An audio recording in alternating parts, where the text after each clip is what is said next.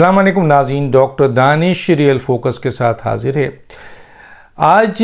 की जो वैसे तो कई अहम ख़बर हैं, लेकिन मैं एक ख़बर को आपके सामने ला रहा हूँ। दो तीन चीज़ इम्पॉर्टेंट है। वो ये है कि मैं बार बार ये कह रहा हूँ कि मुझे ये लग रहा है कि अक्टूबर में भी इंतखाबात नहीं होंगे, और वो मुझे ऐसे ही नहीं लग रहा है कि मुझे कोई ख्वाब आ रहा है या मुझे कोई इंफॉर्मेशन इस तरीके से आ रही है कि जी मुझे कोई कह रहा है कि जी आप ये कर दें। नहीं, जो ये ज़मीनी हक़ाइक़ है ना, उसको मैं देख रहा हूँ। आप ज़मीनी हक़ाइक़ को के साथ साथ मैं ये भी देख रहा हूँ कि जी हुकूमती जो ओहदेदार हैं, कहीं ना कहीं से जिनसे मैं बात कर रहा हूँ ऑफ द रिकॉर्ड वो जो बोल रहे हैं, या जैसे राना सनाउल्लाह हैं, एक दफ़ा नहीं तीसरी दफ़ा आज उन्होंने ये कहा है कि जी इमरान खान साहब ने ऐसी हालात रखे तो इंतखाब तो अक्टूबर में भी नहीं होता। लेकिन ऑफ द रिकॉर्ड PMLN के जो वज़ीर हैं दो तीन, वो ये कहते हैं कि हमें नहीं लगता कि ये इंतखाबात हम करा सकें अक्टूबर में, और शायद उसकी वजह ये वो समझते हैं कि जी अक्टूबर तक हम हुकूमत में रह के ऐसे हालात नहीं पैदा कर सकते जिसकी बुनियाद पर हम अगला इलेक्शन में आवाम के पास जा सकें। चुनांचे वो ये समझते हैं कि जब तक और ख़ास तौर पे PMLN पीपल्स पार्टी का ये मौक़िफ़ नहीं है। पीपल्स पार्टी समझती है कि जी अक्टूबर में हो जाए, JUI समझती है अक्टूबर में हो जाए, वहाँ तक तो वो चलने को तैयार हैं। क़ब्ल अज़ वक्त नहीं चाहते हैं, लेकिन वहाँ तक चलने को तैयार हैं। कहती तो है पीपल्स पार्टी कि कल आप करा लीजिए। असल मसला ये है कि इत्तेहादी हुकूमत का अच्छा और बुरा इम्पेक्ट जो भी होगा वो फेस करेगी PMLN, क्योंकि वज़ीर आज़म उनका है, दूसरे इत्तेहादी नहीं करेंगे। और आप देख लें माजी में जब इमरान खान साहब की हुकूमत थी तो उसमें बाप भी इन्वॉल्व थी, PMLQ भी थी, MQM भी थी, दूसरी जमातें भी थीं, लेकिन सारा का सारा बोझ उठाना पड़ा इमरान खान को एज ए वज़ीर आज़म थे या PTI को। इसी तरह सारा का सारा बोझ PMLN को उठाना पड़ेगा। अच्छा, PMLN कभी नहीं चाहेगी कि हुकूमत में रहते हुए वो इस तरह इलेक्शन में जाए कि इलेक्शन में उसके पास आवाम को देने के लिए कुछ ना हो, आवाम के सामने खड़े होकर बात करने के लिए कुछ ना हो। इस वक्त अगर इलेक्शन हो जाता है तो यकीनन हुकूमत के पास वो जवाज़ नहीं है कि जिसकी बुनियाद पर वो इमरान के लगाए हुए आग को और जो मौजूदा सिचुएशन है इसको काउंटर कर सके। तो ये ग्राउंड रियलिटीज़ तो ये है कि कभी भी ये रिस्क नहीं लेंगे। दूसरी तरफ जो इम्पोर्टेंट है, उनके वज़ीर भी यही कह रहे हैं। जैसे मैंने ऑफ द रिकॉर्ड 3 वज़ीर की बात की और राना सनाउल्लाह ने भी ये कह दिया। ये मुझे नहीं लगता कि ये इंतखाबात अक्टूबर में होंगे, उससे भी आगे जाएंगे। अच्छा, जहाँ से इलेक्शन कराने के लिए प्रेशर था, एक तो इमरान खान की तरफ से और दूसरा सुप्रीम कोर्ट की तरफ से। अब हम ये देख रहे हैं कि सुप्रीम कोर्ट में चीफ जस्टिस साहब बैकफुट पे नज़र आ रहे हैं।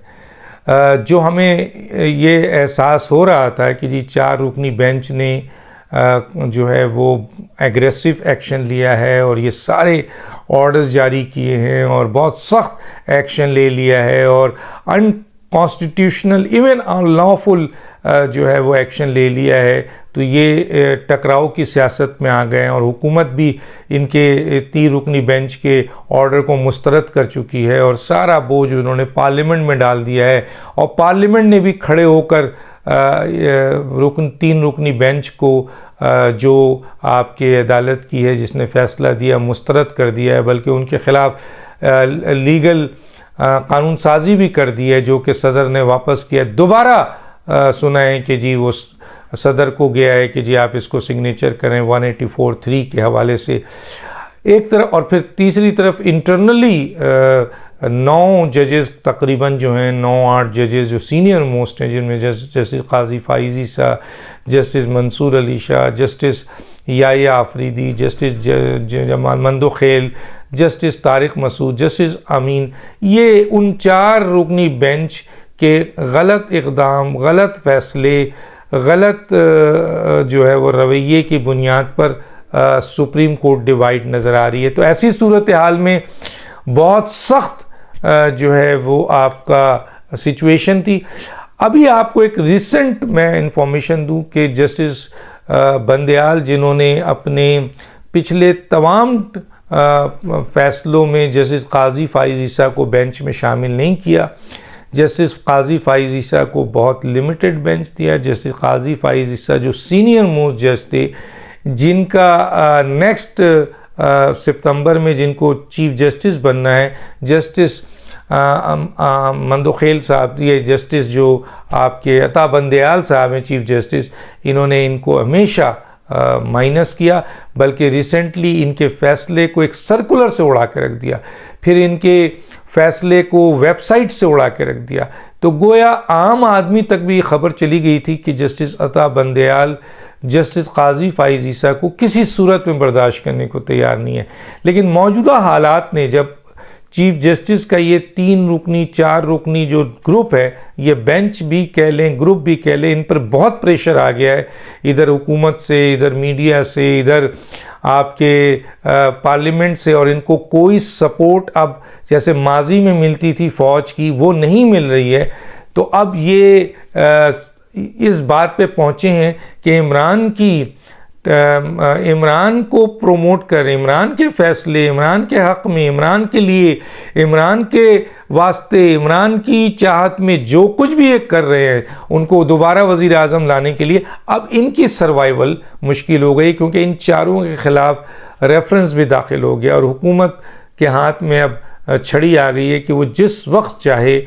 इस रेफरेंस को के लिए चीफ जस्टिस को बाई फोर्स लीव पे भेज सकता है। तो ऐसी सूरत हाल में सुना है कि चीफ जस्टिस ने जस्टिस काजी फाइज ईसा से मुलाकात की है और मौजूदा सुप्रीम कोर्ट के अंदर जो डिवीज़न हुई है, जो हालात हैं, जो मौजूदा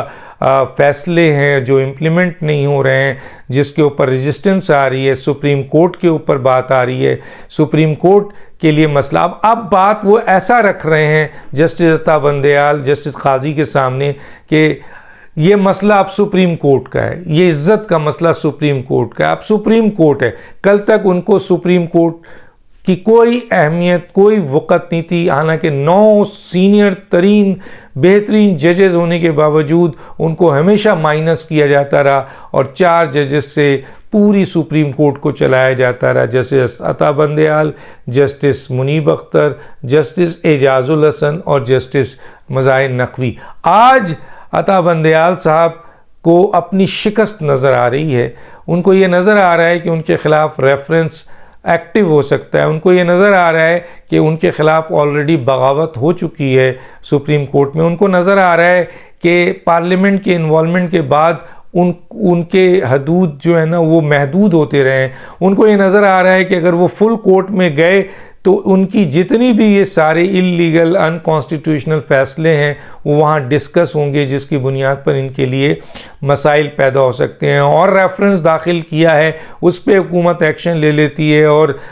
सुप्रीम जुडिशल काउंसिल का इजलास होता है, तो इनकी जहाँ बहुत बड़ी सुबकी होगी वहाँ इनकी सारी फैसिलिटीज़ इनसे छीन ली जाएगी और इनको अपनी शिकस्त नज़र आ रही है। चुनांचे ये बैकफुट पे हुए हैं और इस बैकफुट पे होने के बाद अब ये चाह रहे हैं कि सुप्रीम कोर्ट के दूसरे जजेस इनके साथ बैठ के किसी तरीके से इस भंवर को निकालें। असल में वो ख़ुद निकलना चाहते हैं इस भंवर से और वो एहसास दिला रहे हैं कि जी सुप्रीम कोर्ट को बचाना है। बहरहाल वो 2 जजेस जो इमरान खान के साथ बहुत गहरे मरासिम है, ये ख़बर इमरान खान तक उन्होंने पहुंचाई है कि जनाब चीफ जस्टिस बैकफुट हो गए हैं, अब हम क्या करें। तो इस पर इमरान खान आग भगोला है, इस वक्त इमरान खान चीख रहे हैं, इस वक्त इमरान खान गुस्से में है, क्योंकि इमरान खान ने जो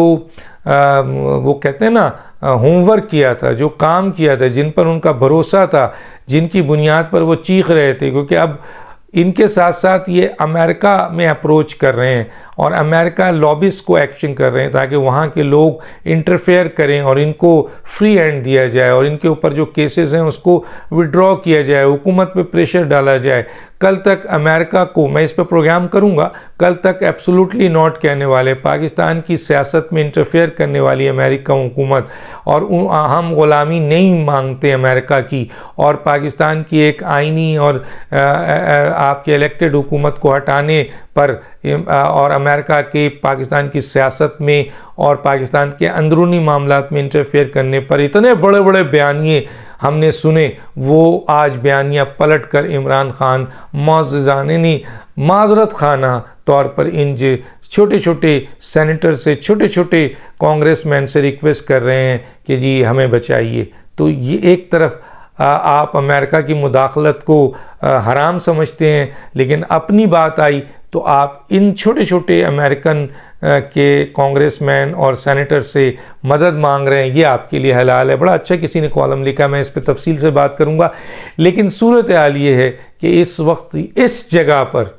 अच्छा एक और चीज़ भी हुई है, वो ये है अटॉर्नी जनरल ने चीफ़ जस्टिस से भी मुलाकात की और वज़ीर आज़म से। वज़ीर आज़म ने कहा कि जी चीफ़ जस्टिस का ये बयान कि हम मुज़ाकरात करें, मामलात को सियासी तौर पर हल करें, और वज़ीर आज़म का पॉजिटिव पैगाम पहुंचाया, ये चीफ़ जस्टिस का काम नहीं है। ये सियासी पंचायत करना उनका, हाँ उनके अंदर जो डिस्प्यूट हुआ है उसके अंदर बैठ के उसको रिजॉल्व कर रहे हैं, वो उनका काम है। लेकिन अगर सियासी जमातों में डिस्प्यूट है तो ये पंचायत कमेटी का तो हो सकता है, ये सुप्रीम कोर्ट का काम नहीं है। बहरहाल इस वक्त नज़र आ रहा है, अभी कुछ नहीं कह सकते क्योंकि बहुत ही इंपॉर्टेंट पोजीशन है कि इलेक्शन कमीशन ने जो सुप्रीम कोर्ट को इत्तला दी है कि हमें फ़ंड नहीं दिया जा रहा, हमारे पास पैसा नहीं है, हमें इतनी नफरी की ज़रूरत है, वो हमें नहीं मिल रही है, चुनांचे हम इलेक्शन कैसे कराएं। एक तरफ ये सुप्रीम कोर्ट में उन्होंने दिया है, दूसरी तरफ पार्लियामेंट में किया है कि सुप्रीम कोर्ट ने उनके मामलात में इंटरफेयर किया है, उनकी आज़ाद खुद मुख्तार हैसियत को चैलेंज किया है, और उनके डोमेन में सुप्रीम कोर्ट ने घुसकर उनको महदूद कर दिया है। तो पार्लियामेंट इस पर कानून साजी करे एक तरफ,